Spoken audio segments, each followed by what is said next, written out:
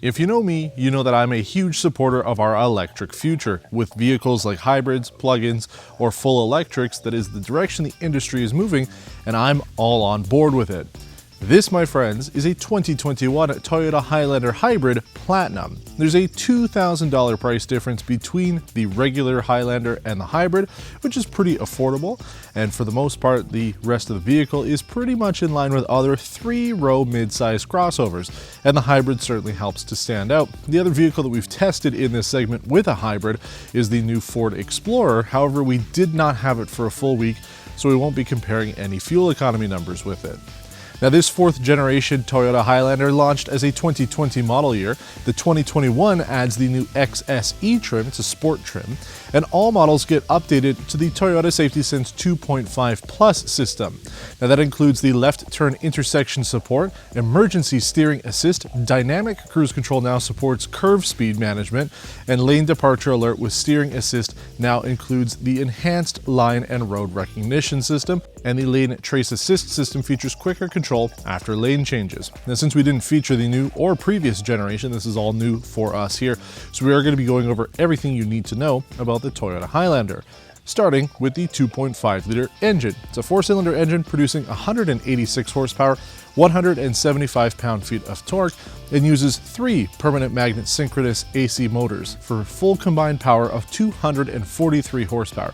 There's 2 in the front and 1 in the rear, plus the main engine. So it's a pretty good hybrid system overall. Uses 4-wheel drive with an e-CVT. Now, the mid-size consumer crossover segment here in North America is critical for manufacturers to have something compelling. Because this has the hybrid, that's a good selling feature, and Toyota's reliability and overall tech that comes with it is also a good plus. But what about the exterior design of this? I actually really like it. Unlike a lot of the vehicles that are coming out from Toyota that use their very large grille, a lot of people call it their Predator grille. It's kind of carried over from the Lexus models. The front end on this is much more subtle. It looks very conservative compared to some of the other vehicles on the market. The proportions of the vehicle work out very well also, and if you compare it to the previous generation, definitely is an evolution, not a revolution. So they've taken a lot of what worked on the previous generation and carried over to this, but still making it look good. Now, if you were to go with the base model Hybrid LE with all-wheel drive, you get an 8-inch infotainment system with Apple CarPlay and Android Auto, 6 speakers, Sirius XM, tri-zone automatic climate control with heated front seats, LED headlights and LED fog lights, and as I mentioned, that new updated Toyota Safety Sense 2.5 Plus system.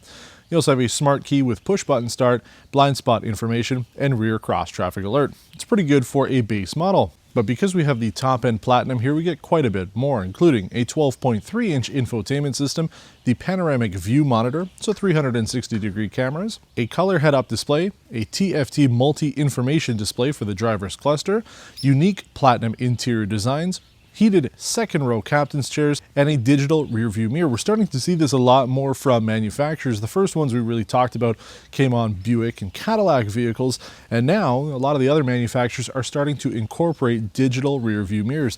In fact, it's very similar to the hardware that we saw on the Land Rover Defender. So I'm not sure if they're just using the same system, but you have HomeLink built in with some controls to be able to adjust the brightness and actual angle of the camera. It's on the back of the vehicle, and I find that the display angle is pretty good. It's kind of in the middle of the back, so you're getting a pretty decent view of what's behind you. You also get rain sensing wipers and 20-inch alloy rims by going to the Platinum.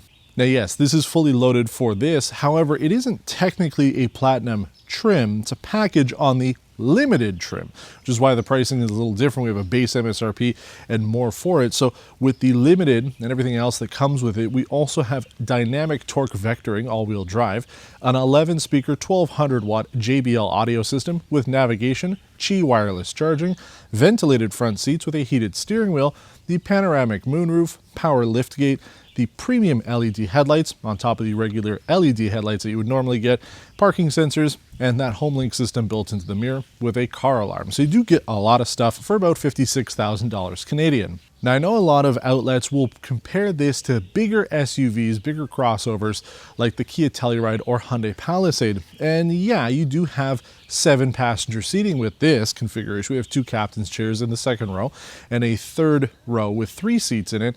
But I feel that the overall dimensions are more in line with vehicles like the Mazda CX-9 or the Chevy Traverse, not so much with the larger vehicles like the Telluride. This is more of a streamlined design. The interior feels a little bit smaller, even though the overall functionality of this is bigger. Plus, the price is kind of in line with things like the Telluride. But for the most part, you're looking at things like the Honda Pilot, Mazda CX-9, and even the Nissan Pathfinder, not so much like the Nissan Armada, which would be a much bigger SUV. And it really does work for this vehicle. I mean, I have it parked next to our own Kia Seltos, and those are completely different segments, but I do find that the Seltos and this Highlander have similar heights and overall similar dimensions, despite this having a lot more interior space. So Toyota has done an excellent job maximizing the interior room on this vehicle without making the exterior profile gargantuan. Now we're going to take this Toyota Highlander Hybrid on the road. We're going to talk about the fuel economy, the drive, ride, and everything else you need to know if you're in the market for a 3-row consumer crossover. Now look, it's true, we've driven a lot of mid-sized consumer crossovers over the years, but there aren't many that are hybrids. As I mentioned, the Ford Explorer was the only other one that we've driven, but we did it with our local Ford dealership here, so I wasn't able to take it on a road test. I couldn't do our 100-kilometer test loop. With this, though, we did complete it in 5.8 liters per 100 kilometers. It is super good for a mid-sized 3-row crossover. So good stuff from this. As always, you would have seen the US miles per gallon below in the little card there. So very, very good fuel economy with this vehicle. And I've been driving it around town. With the pandemic, I don't do a whole lot of driving anymore, so I keep mentioning that I do less driving than I normally would, but in town it hasn't gotten a whole lot worse, which is very good. You want to buy a vehicle like this because you want to try to save as much as you can at the pump, and the fuel economy has been fantastic. And that's one thing that we usually try to talk about when it comes to these vehicles is the overall cost of ownership, because it costs more to buy the hybrid. Are you going to be able to pay it off?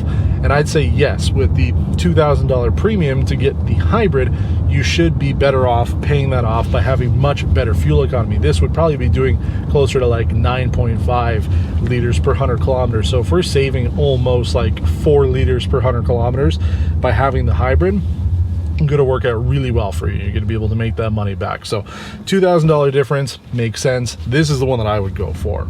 Now I want to talk quickly about how the interior is, the comfort and everything. The first thing I noticed, and I'm not saying that this is a bad thing, I do dig it, but there's a lot of different materials in this vehicle.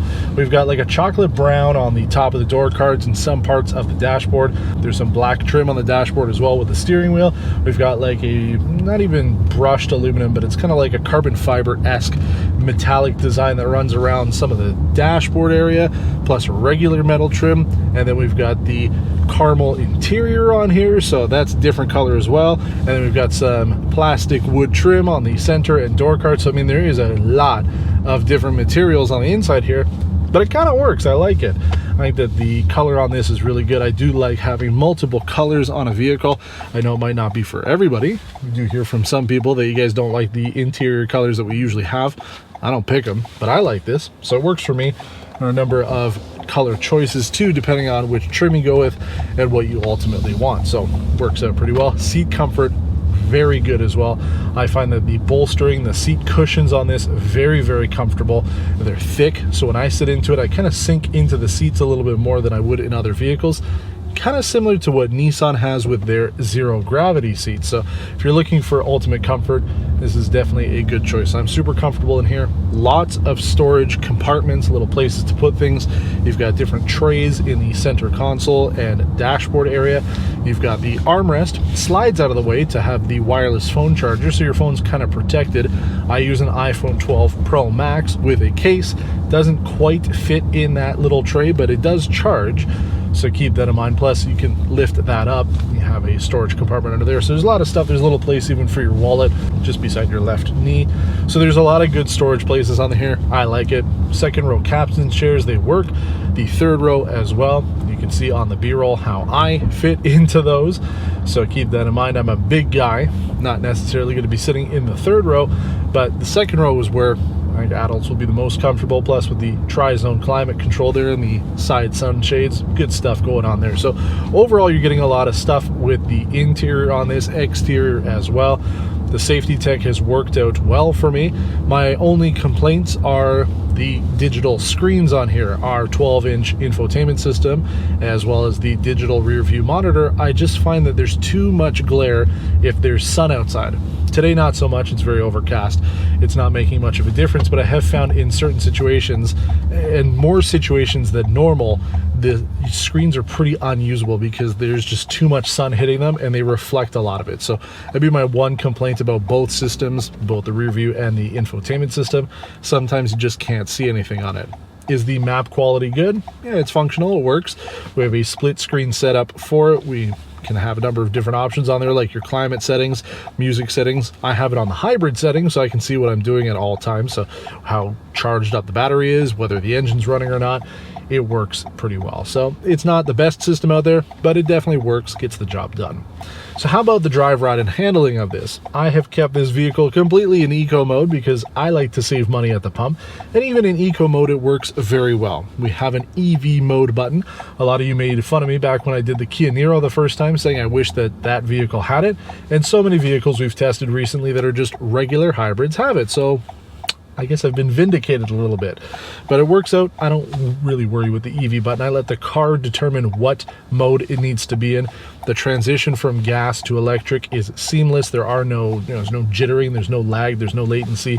It is pretty smooth overall. And if you need the performance, you've got it. I mean, 243 horsepower combined, not bad overall for a mid-size crossover.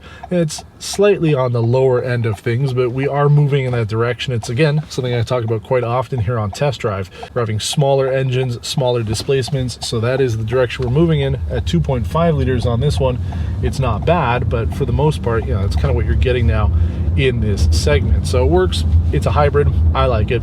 It's definitely the one that I would take. We're going to be seeing fewer and fewer V6s, but I just like the idea of a hybrid. Really can't beat the fuel economy. Everything else about the drive of this has been good. Transmission has been nice and smooth. I mean, it's an e-CVT, so it's kind of to be expected. Obviously, it's not going to give you a spirited experience, but you're not buying this because of it. The drive and ride is good too. I mean, going over bumps has been nice and smooth on this bad boy. I definitely like it. This is the type of vehicle that you want to buy. It's replacing the typical family hauler now, and just because it doesn't feel so big on the road, I think that this could be a popular option for people, because I do feel that I'm sitting much lower to the ground. I don't feel like there is as much ground clearance as there is on some of the other crossovers out there, which could be good or not, depends on what you're ultimately doing with your crossover, but I find that it works for me. My daughter has no issue getting into the second row. I obviously have no issues getting into it either, but the idea is this is going to be a good choice for some people that maybe need to have something that's a little bit lower to the ground, still has good seating position throughout, and is functional for more than a couple people. With the 7-passenger seating on this one, you can definitely fit a lot of people in it. So I've been pretty impressed with this so far. Again, the most impressive feature is the overall fuel economy. The hybrid has worked out really well, so it's good that they offer it on this.